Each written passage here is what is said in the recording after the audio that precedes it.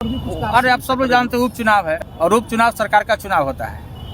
कहीं भी उपचुनाव जो है सरकार का ही चुनाव होता है। सरकार के पक्ष में सारे लोग काम करते हैं, सारे मिशनरी काम करती है।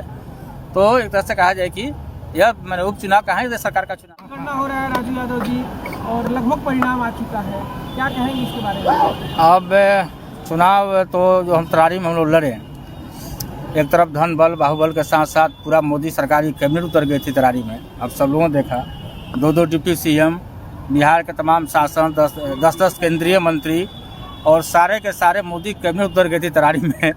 मैंने माले को हराने के लिए, हमको हराने के लिए। और इसके बावजूद हम लोगों ने बहुत कड़ा मुकाबला किया है तरारी में।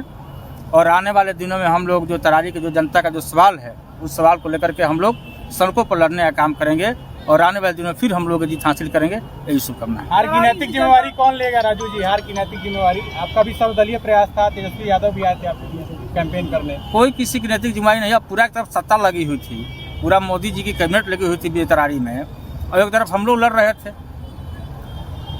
तो मोदी जी की कैबिनेट की जीत हुई है यहाँ और हम लोग की हार हुई है। गरीबों की हार हुई है, मजदूरों की हार हुई है, किसानों की हार हुई है। क्या लगता है हार का कारण इस बार का क्या रहा? तरारी की जनता साथ नहीं दी या फिर और भी कुछ कारण? अरे आप सब लोग जानते हैं उपचुनाव है और उपचुनाव सरकार का चुनाव होता है।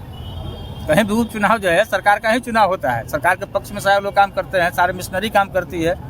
तो एक तरह से कहा जाए कि यह मैंने उपचुनाव कहा है, सरकार का चुनाव है। बहुत जल्द 25 का भी चुनाव आने वाला है, क्या इस बार फिर से तैयारी में रहेंगे? फिर हम लोग जनता के बीच जाएंगे और क्या हम लोग के अंदर कमी हुई है, जनता से हम लोग बात करेंगे, उनके बीच में रहेंगे। एंटी इनकम में से एक बड़ा फैक्टर माना जा रहा है, क्या आप इससे इत्तेफाक रखते हैं? अब इस पर हम समीक्षा करेंगे, मीटिंग हमारे होगी, इस पर समीक्षा करेंगे क्या मामला रहा है इसकी।